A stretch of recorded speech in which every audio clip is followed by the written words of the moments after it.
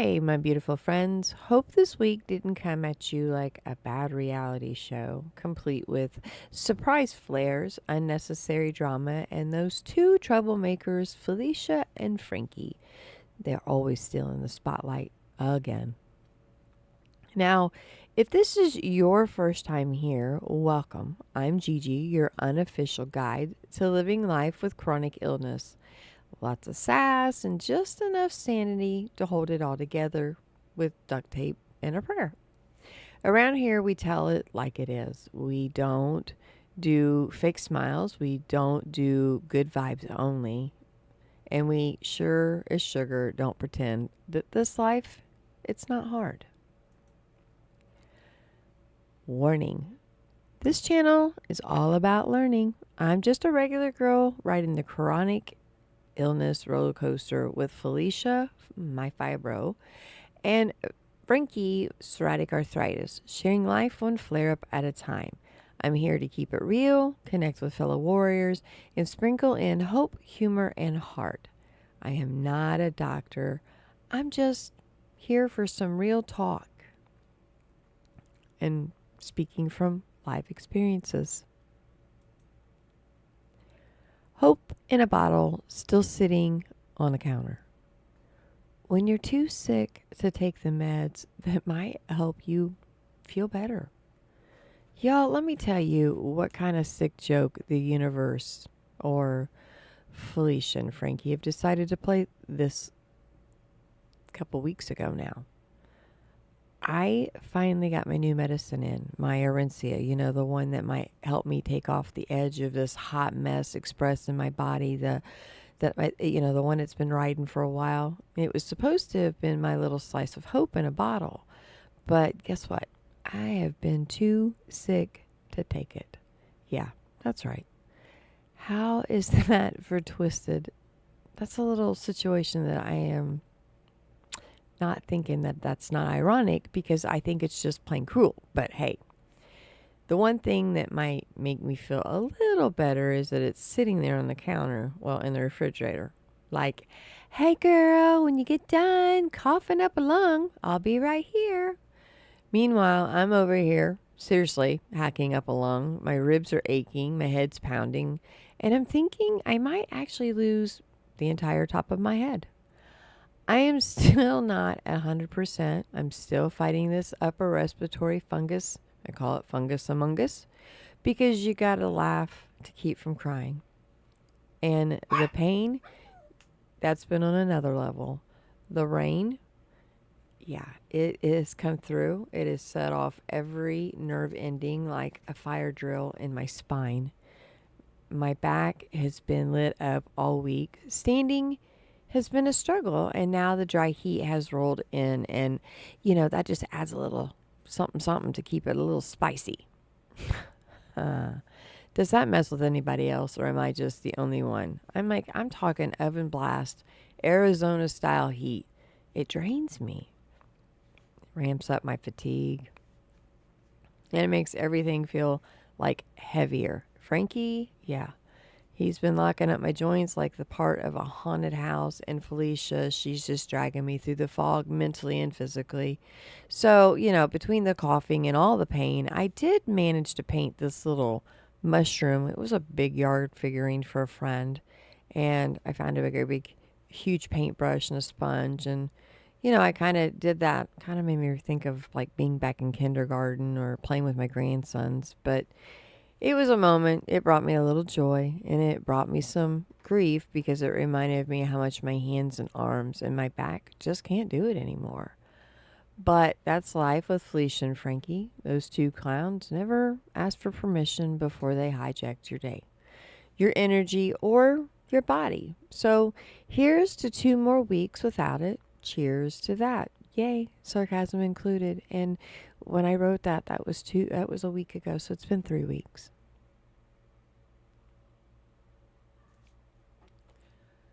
Chronic illness isn't a phase, and I am not a downer. Let's talk about something that's been sitting heavy on my heart lately.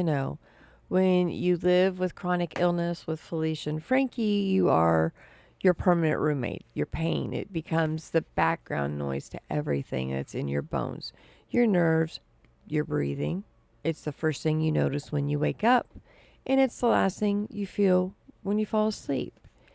And if you sleep at all. But anyway, and sometimes the only thing that we can talk about is just that, the pain. Because it's always there. It's what's real. And here's the kicker. When we open up about it, when we try to share our reality with people around us, some folks get kind of uncomfortable. They shift around in their seats, they change the subject, or worse, they just start avoiding you altogether. And if they don't say it out loud, you can definitely feel it. She's talking about her pain again. Why is she always so negative? We get it, you're hurting. Here's the thing, my loves. We don't talk about our pain to get attention. We talk about it because it's the only damn thing that's consistent in our life right now. We're not going to work. We're not out living our carefree lives. Our daily routine is pain management, pacing, stretching, praying, and just surviving. And then when the pain is screaming so loud inside your body that you can barely form a sentence, how do you not talk about it? It's not complaining. It's existing. It's coping.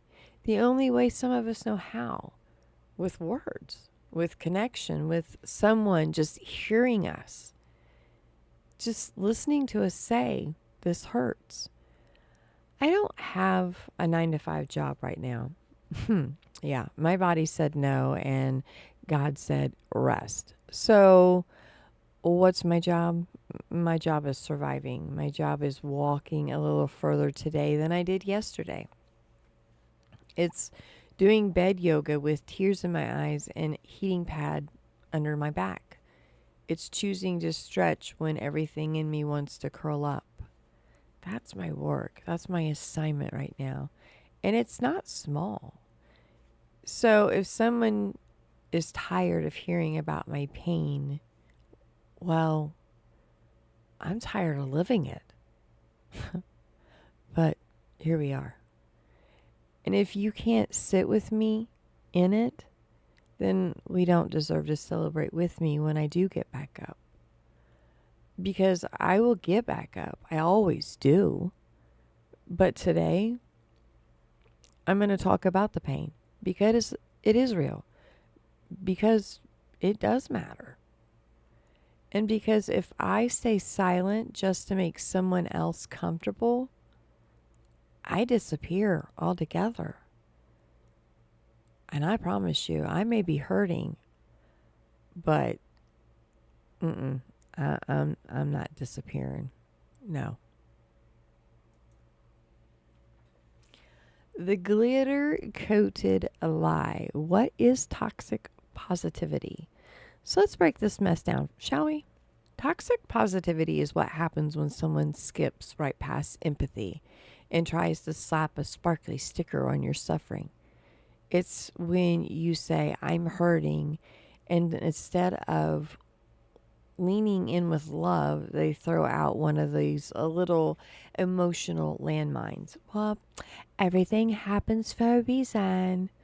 At least it's not terminal. Oh, other people have it way worse. But you're so strong, which, let's be honest, it's often code for, please don't make me uncomfortable with your reality. Other people just say, give it to God. And if your faith is strong enough, you'll feel peace. Yeah, well, my faith is fine. And I can assure you that hasn't changed. Now, some of that might come from a good place. And let's be real. Some of it's also damaging. It minimizes your pain. It slaps a smile over your suffering, and it shuts the door on any real, raw, honest conversations.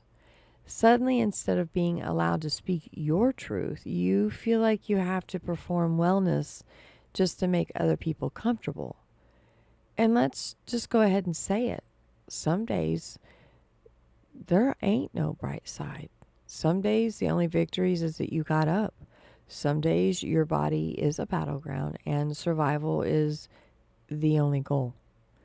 On those days, I don't need a Pinterest quote. I don't need sunshine and rainbows and choose joy fridge magnets. But what I do need is a recliner, my heating pad Larry, and a refill of my Mountain Dew. And someone to look me in the eye and say, hey, I believe you and I'm with you. That's not negativity. That's just truth. That's community. That's the kind of support that heals deeper than any dose of toxic cheer ever could. What's real support and what it sounds like and what it doesn't. So here's the thing, y'all. Support is a presence. It's not a perfection. Let me say it louder. For the folks in the back, real support doesn't fix. It doesn't sugarcoat. It doesn't turn your pain into their discomfort. Real support isn't scared of the mess. It doesn't flinch when things get raw. It doesn't rush you to be okay. It's just so that they can feel better.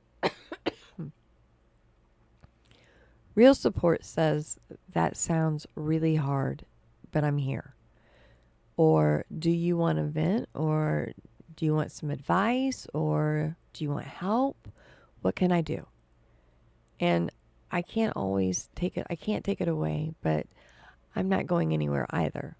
So you see the difference? Support doesn't try to erase your pain. It holds space for it. It validates your experience without trying to make it prettier or more palatable.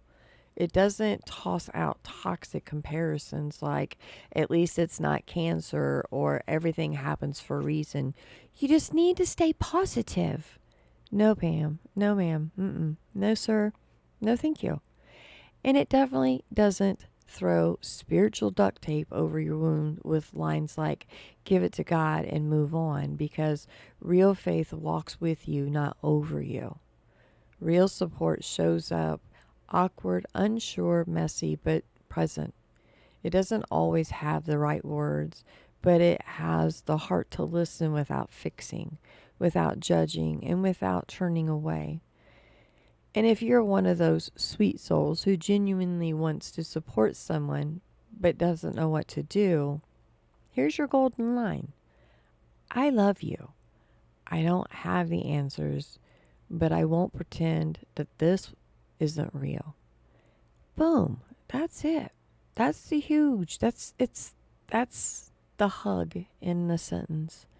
Because at the end of the day, what we need isn't more motivational throw pillows or Pinterest quotes. What we need is real human connection.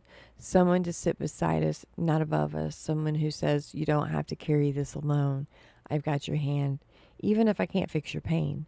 And that, my love, that's what kind of support that helps us breathe again.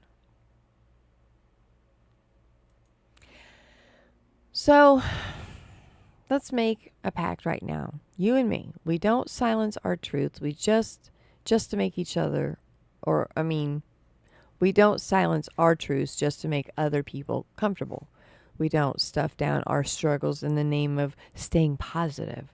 And we sure as heck don't tell Felicia and Frankie that, we're just not going to let them guilt us into feeling like we're too much. Gratitude is power, but not when it's used to shame you out of your pain.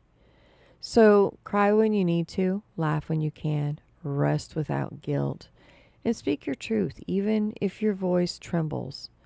But never let anyone dim your light or let anyone else make you feel less than you are. Always remember you are enough, and I'm proud of you. If you made it this far and through another week, and if no one else has said it today, I see you, I believe in you, and I am in this with you. If anything I said today made you nod your head in understanding, make sure you like, share, and leave me a comment. Make sure you subscribe so you don't miss out. I'd love to hear from you all. But until next time, wrap yourself in grace, sass, and maybe a little sarcasm. Bye.